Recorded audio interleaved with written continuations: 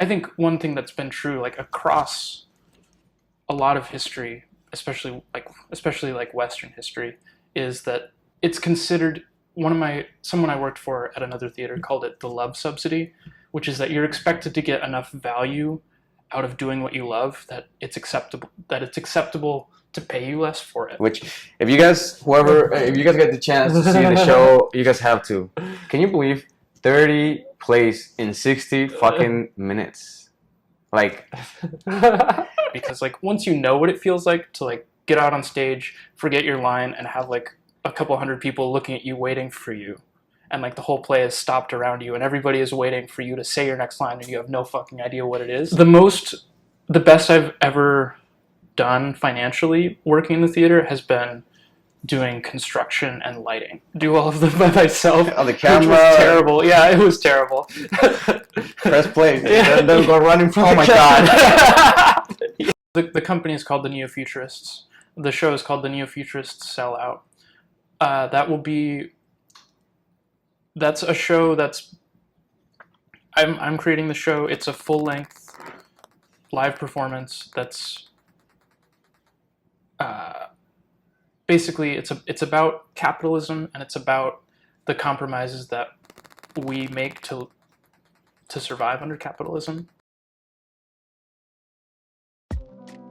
Welcome, ladies and gentlemen, once again to this show that's called Xpossed, where we bring the best of the best from the city, the best talents from the city. Today I have with me a person. I think he's very talented. I have seen his performance a bunch of times. I just think that one of those artists that you really need to know, you need to meet, and you need to know their story. He's a writer, he's a performer, he's also an educator.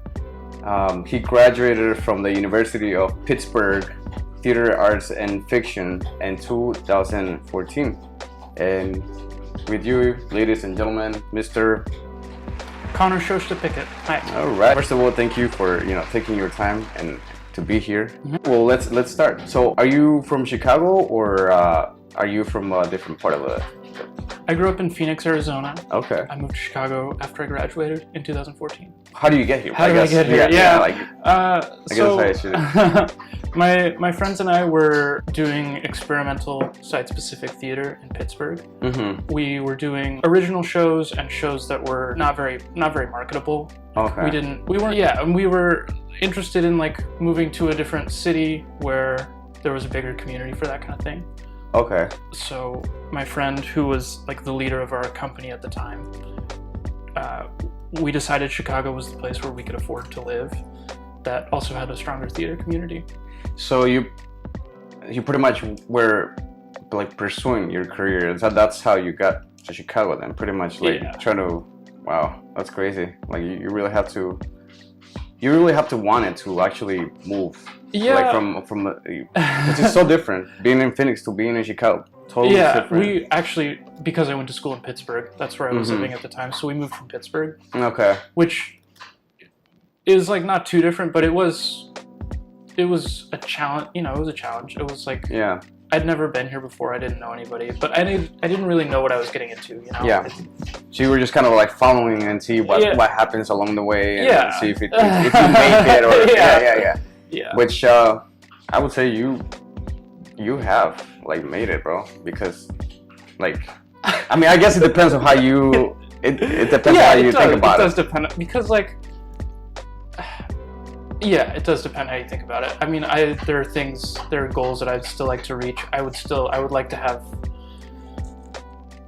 There are other things I want to accomplish. Like, it's still hard for me to like find an apartment that I can afford, or like pay the bills on time.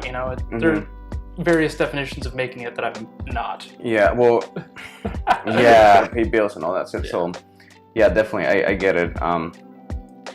But I think that you're on the right path, man. Honestly, I say it because specifically why I chose you for this interview is because I saw something a little bit different. Like I saw the commitment, when you were performing. I just felt like your commitment was like 110, and that's really cool. How did you figure out like your passion for acting and for theater, I guess? Uh, I didn't start until I was in college in the theater. I had paralyzing stage fright for a long time. Really? And I used to like have a really difficult time speaking in front of people, or have a difficult time like playing games in school or anything like that where people were looking at me. And Okay. I think part of it, like, I wanted to confront that and like crush it Kind of like and break overcome it. Yeah. And part of it, I don't know, there was something about like a heightened kind of life that was exciting to me. And I think the pressure and the intensity of like being on stage and being in that exchange of energy was really exciting, even though I didn't really know what it was, and my family are not in that world, and I didn't really grow up in that world. It was You did your own thing, like you. Yeah, I've always been a writer. So I started college as a writer, and I was like always writing in high school, and playwriting was enticing to me because I wanted to do that kind of work in a collaborative space. Okay. So from there, I started writing plays when I was in college, and just kind of found my way into performing as well. But you have what's the word? Frightened paralysis. Yeah. Well, you know, I feel the same way because I mean, I've been doing video for a long time, and I've worked with so many people, but I'm usually the guy behind the camera, which I really like. And it's funny you're saying this because it's another reason why I'm doing like the cameras and all this is because I want to break that part of me where I want to be myself. Like, I want to express myself however I want to, you know. Like, I know it's just cameras and stuff, but I still feel like nervous. Like, a lot of the times, like with you, I felt very nervous because, like, I know how much you care about this shit. I know how serious you are, and you know, I also want to do the best. But yeah, I'm still a little nervous. It's just. I mean, the way I see it is like, I have to get it done. I have to do it, and I feel like the more you do it, the more you kind of break that barrier. So yeah, and I think like failing a lot, making a fool of yourself a lot. Once you know, like, it's the fear of the unknown, I think, which is frightening, or like the fear of the unknown is the thing to get over, because like once you know what it feels like to like get out on stage, forget your line, and have like a couple hundred people looking at you waiting for you, and like the whole play is stopped around you and everybody is waiting for you to say your next line and you have no fucking idea what it is. Like, now that I've had that experience, I know exactly what it's like, and if I were to have it again, it wouldn't be as bad. Well, because I've already done it once. I know what it feels like. And you probably, since you already kind of went through that, you kind of can know what to do after that. Even if it's some dumb thing or something that where you're gonna act spontaneous. You know, you're gonna do something where people won't even notice. Yeah. But you do have to go through. You have to fail a lot, I guess. Have you failed a lot doing this? I think so. I mean, but I still put them out. Like I feel like the first one that I did, I think it wasn't the best, but I think me looking at it and seeing what I'm failing and what I'm doing wrong, it's helped me kind of get better. Some of the struggles that you have experienced while following your passions. Well, okay, so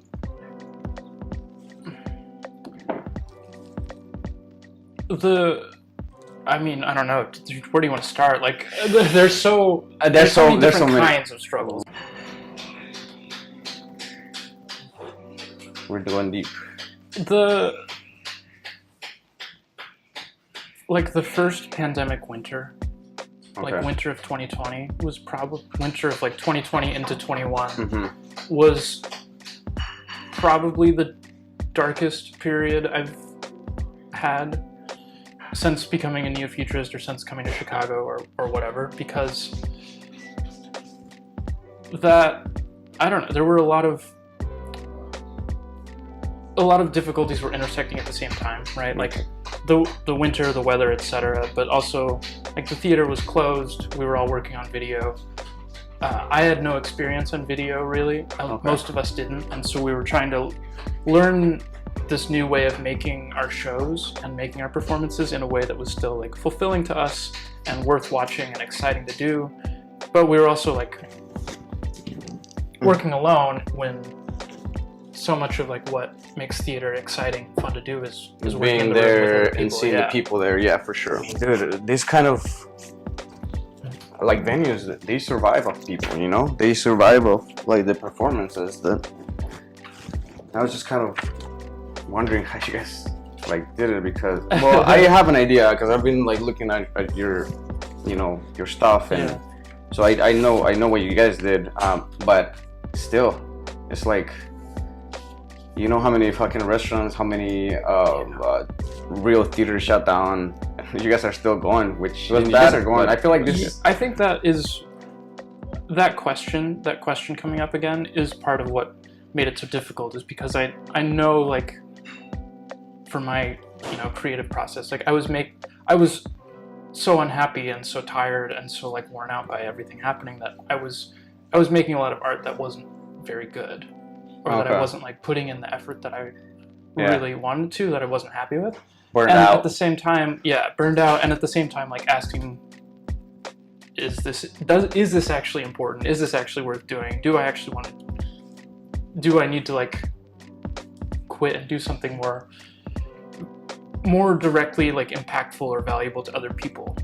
Okay. And I think some of that was the winter talking. Some of that was the isolation and the winter talking. But that is a question, like especially getting older has been coming up more often. Yeah. Like, is this actually worth doing? Do I actually need to be doing something that's more directly impactful on people's like lives, physical needs? I think. Yeah.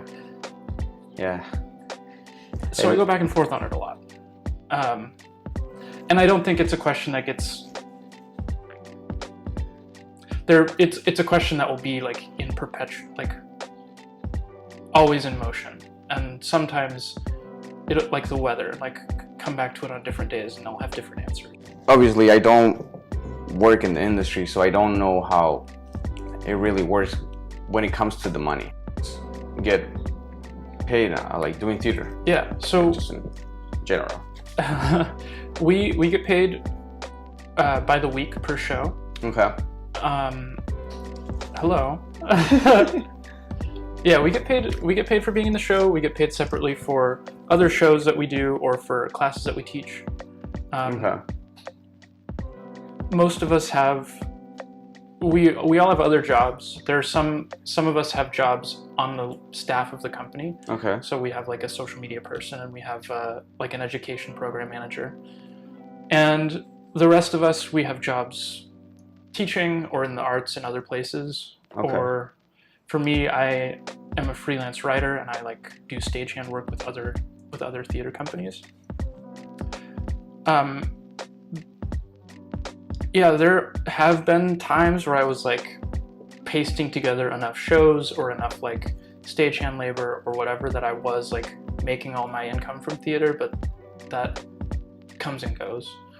And now it's been a particularly difficult time, even in the recovery from the pandemic, because even for the theaters that survived, right, like the Neos, a lot of the emergency government funding is gone.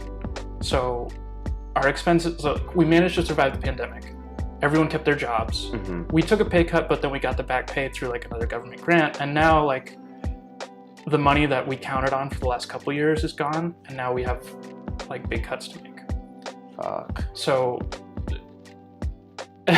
each crisis kind of opens into a new crisis. So you're kind of surviving. Yeah, exactly. Holy shit. Yeah, that's how. And you know, does that answer your question? Yeah, definitely. Yeah, and one of the crazy things is that when I guess me as a spectator, we go and see you guys doing this show, and then we go home and we're just like, that was amazing. That was so fucking cool. And in reality, like, everybody's going through some shit. Like, you guys, you know, like, you guys love this shit. That's why you guys are doing it, you know what I mean? Yeah. That's one thing that I love so much about working at that company is that there's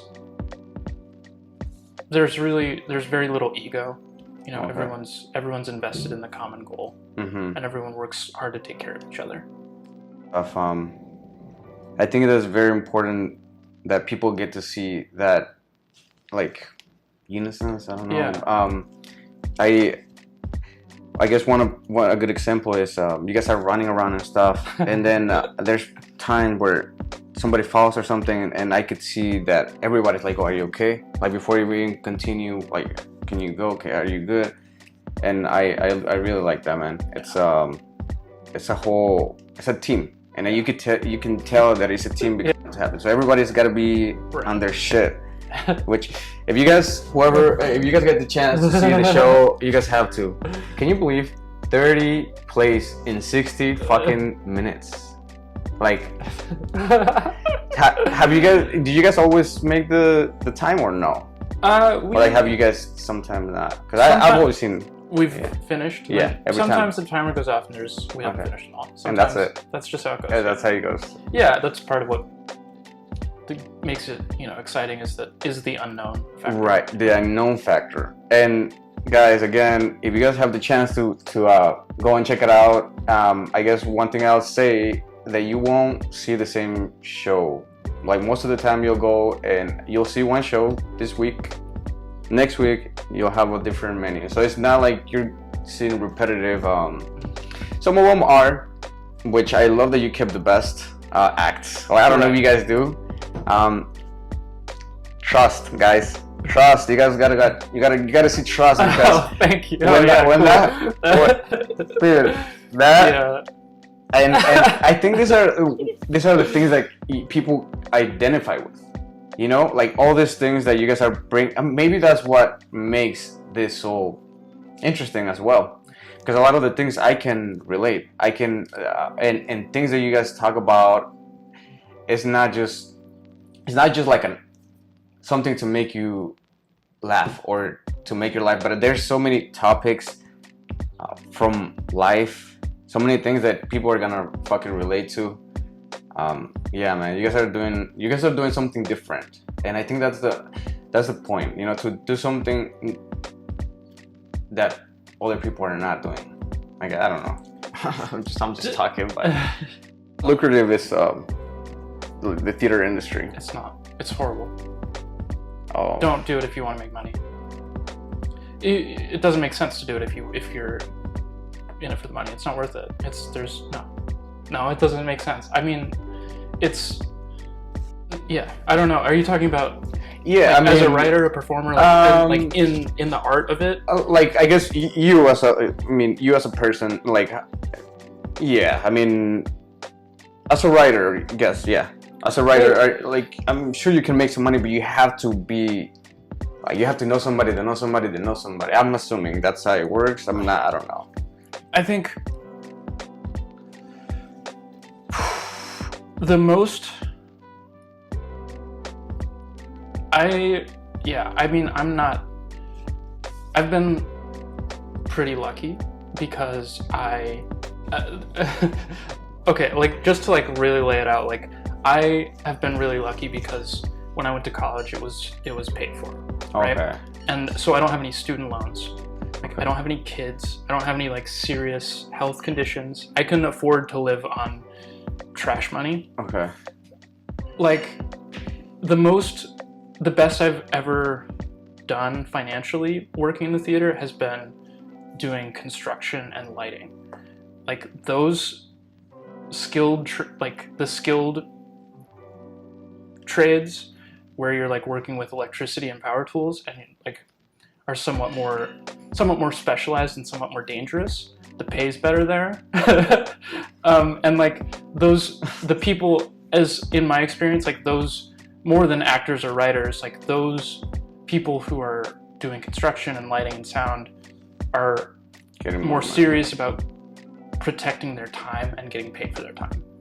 I think even like at the highest levels, like Tony Kushner, right? He makes his money from Hollywood. He's like one of our greatest living playwrights, and he makes his money, his real money comes from the movies. If it doesn't make sense to work in the theater if you're interested in making a career, a life of it. Well, career is one thing, but like if you really want to have a luxurious life, like a materially luxurious life, I don't think it makes sense to commit to the theater. What was it, I guess, in the old times, but was it at one point like oh shit, like everybody wants to be in theater, everybody wants to be a writer, It's been different in different cultures at different times. In the United States, no, the theater has in the United States consistently been like just above sex work in terms of like respectability. Wow. What?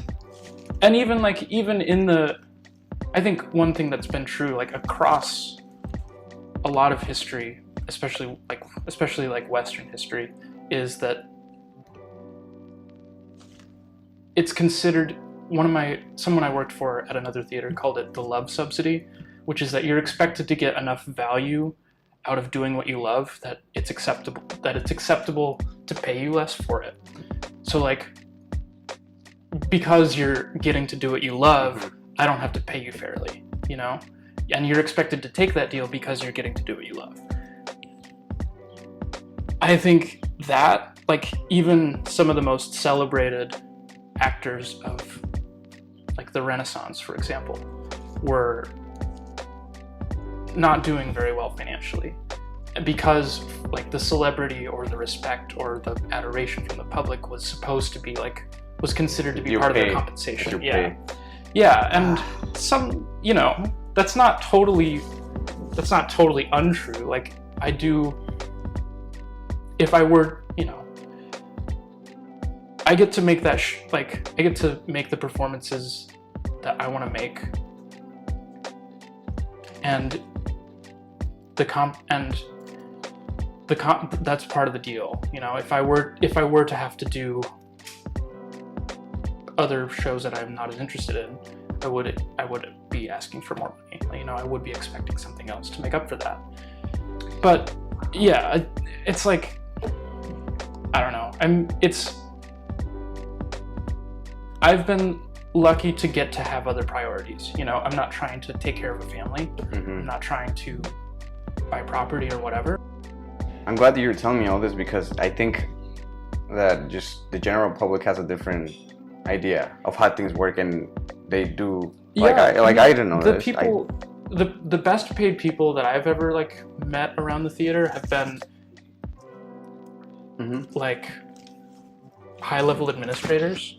High-level administrators? Yeah. Okay. Or like people who have used their theater time in the theater to get access to like Hollywood jobs. Okay. So there is like a step they're using that as a step to get to the movies. Where the money is, I guess.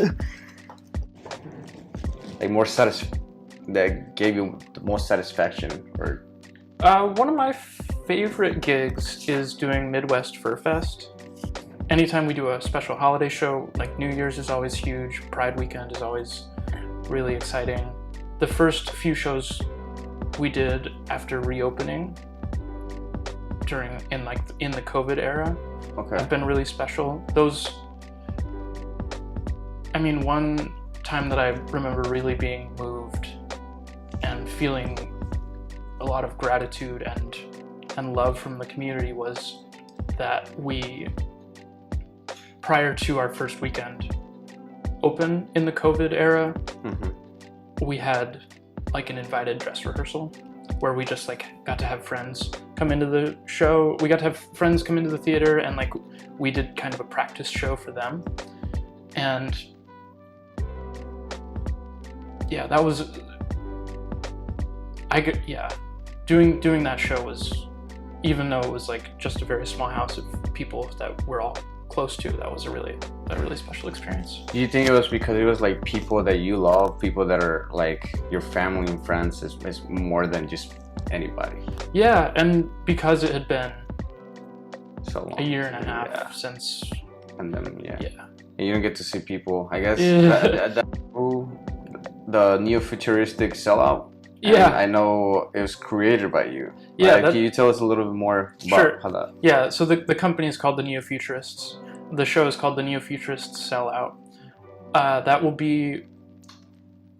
That's a show that's. I'm creating the show. It's a full-length live performance. That's. Basically, it's about capitalism, and it's about the compromises that we make to survive under capitalism, and what if any are like the alternatives, and how do we access them, and like how do we leverage our ingenuity to succeed and survive. I think. Excuse me. You're good. Yeah, and so the Neo-Futurists, like, we do our late night show over the weekends, and then we also have these primetime shows, which are like at the regular theater time, which are evening full lengths. You know, they're one person or a couple people will like come up with a pitch and create the show together and rehearse it like any other play. Mm-hmm. And this will be my first full length at the Neos. So you guys were trying to keep going. I know that. So I guess the alternative was to do the videos, and that's how you guys came out with Infinite Range Goes Viral. Mm-hmm. That's what it is. So were you guys doing like what you guys do at the theater, but just on the camera? Is that what was going on? Yeah, basically. Okay. And did you guys do this at the theater or at someone's house, or? It changed a few times. Initially, like March, April, May of 2020, it was very much we were staying in our apartments and we were like only working with roommates and partners. Okay. We weren't meeting up in person at all. Okay. Later on, like once the vaccines were out, especially the following spring when the weather was better, we were meeting in person and like helping each other film more and doing more stuff together. But yes, it was pretty much from the beginning. It was like the same at the very beginning when we had to really get the thing off the ground. We took a lot of material that we had done on stage and adapted it for video. And then later over time we were more able to make things that were like specifically geared toward video and the different capabilities and constraints that you get from that medium. And sorry, I don't know. Please.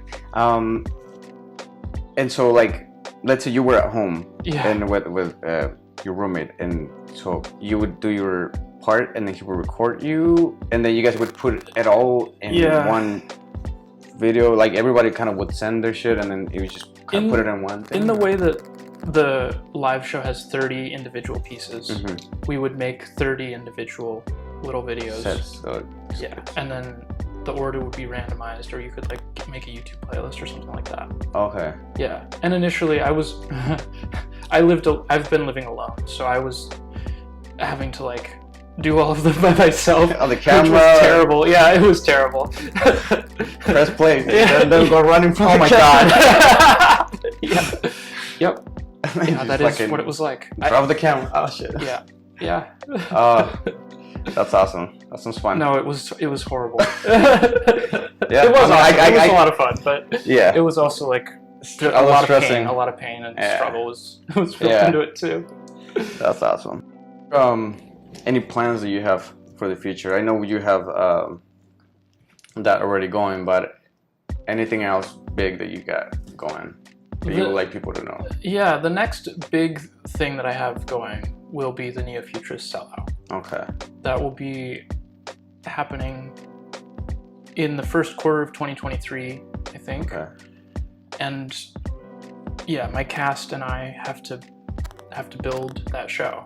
Wow. It's for people, right? Is that for people? Is that what I read or not? Will probably be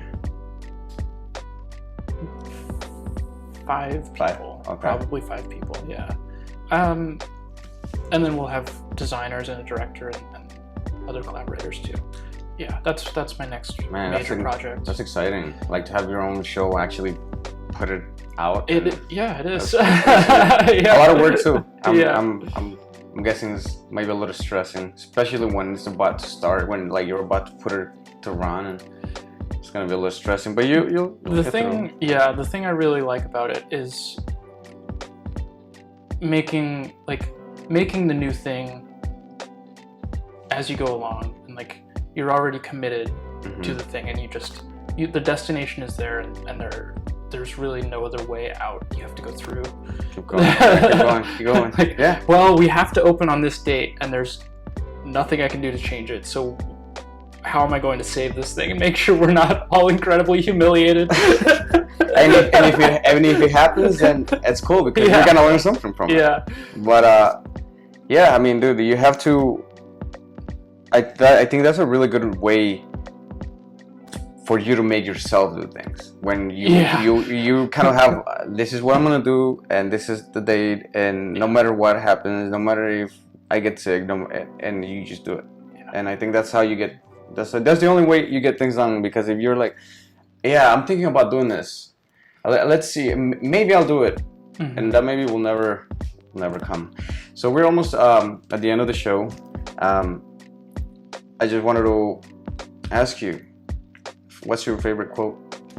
Any quote you have that you like to put out? Well, one thing my friend Dan says is about performance is that if you're not having fun, it's not worth it. He means that I think I take that quite literally. Like, if you're not having fun, it's not worth it. And it's okay to stop if you're not having fun, but you have to be having fun. Wow. Yeah. Yes, I guess it's like any job, I guess. Like if you love your job, then it's not gonna feel like work because it's like those are the things that you love doing. So, all right. Anything you like to say? Any last thing you like to say? I don't know. Do you have anything else? Are you having fun? Oh, I'm having a great time. I'm actually I'm very happy that you're here. I got to know a lot about you, and I think you're very genuine, and I appreciate that.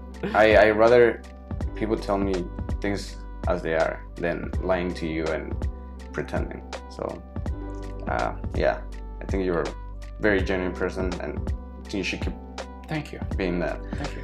All right, well, we have came to the end of this show. How can people find you online? Or on Instagram, I'm at Corporate Bailout.